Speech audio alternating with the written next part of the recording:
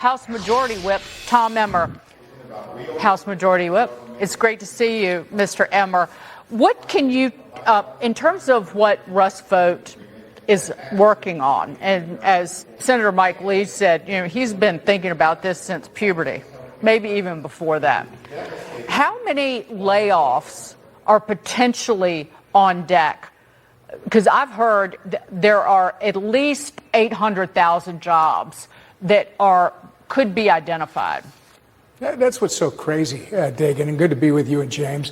What's so crazy is these Democrats, radical Democrats, led right over the edge by Chuck Schumer. These guys are actually giving the administration all the authority in the world to reshape our government, which I think the president may be right. Maybe this is their way of helping make America great again. But Russ Vought, I don't know what he was thinking about around puberty, but I do know that what he's got to think about right now is he's got to make very difficult decisions based on what is essential, what is non-essential. That's where you're getting all those numbers from. But until he starts to issue those, it's speculation. Have you heard anything, though? We heard from Russ Vought yesterday. We had about a half an hour call with him, and then our members went another half hour or so discussing it. He told us that there will be consequences to this shutdown because they can't just sit by and not do anything about it. They're going to have to start moving forward. My understanding is he said it yesterday. He doesn't want to release that stuff yet. Because we're not there yet. If the Democrats in the Senate are crazy enough to reject the clean CR yet again tomorrow, because they want another $1.5 trillion in spending with this foolish argument that it's somehow about health care when they want to eliminate $50 billion in rural health care, while at the same time funding taxpayer-funded benefits for illegals. It's not about that at all. All this is about is Democrats and Chuck Schumer primarily trying to take a shot at Donald J. Trump and score points with their far left base, and it's not going to work, Dagan. Yeah, speaking of phony arguments, we just had a clip with AOC and Bernie Sanders presenting this as some kind of threat to the middle class. If you cut off these subsidies, they go up to households in the neighborhood of $600,000.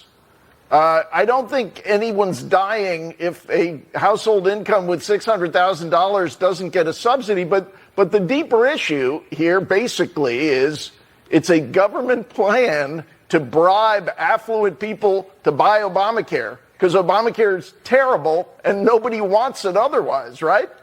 Well, I mean, listen, those people that you're referring to, facts don't matter to them. I mean, when you talk about these subsidies, which are not at issue right now, they don't expire till the end of the year. And it was Democrats who set the expiration date, James. This whole thing about these subsidies, they're subsidies to the insurance companies. So I think you're going to get a whole bunch of information when we get back to negotiating. But we can't negotiating until Chuck Schumer opens the government. When that happens, then we can start having more detailed conversations on what those things do and what they look like and who they really benefit and who they don't benefit. These are the same people who said that climate change was killing everybody. So that's what you need to remember. Go ahead, James. Okay, we're moving on. The Trump administration taking steps with Congress to declare a quote, armed conflict, unquote, with drug cartels, officially notifying lawmakers as it takes out what it calls unlawful combatants with strikes on smugglers. Congressman, can you tell us about the authority to do this? I think you probably have a lot of people in this country saying if you're driving a fentanyl boat, you ought to get blown up.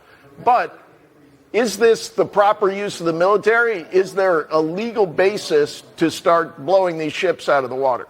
Well, James, the issue, as you know, is that under Joe Biden and Kamala Harris and Democrats, the southern border was left wide open. You had tens of millions coming across that southern border, including the worst of the worst. More importantly, you put the cartels in charge of the border. You put the cartels in charge of sending all kinds of fentanyl across our borders and killing our kids and our citizens.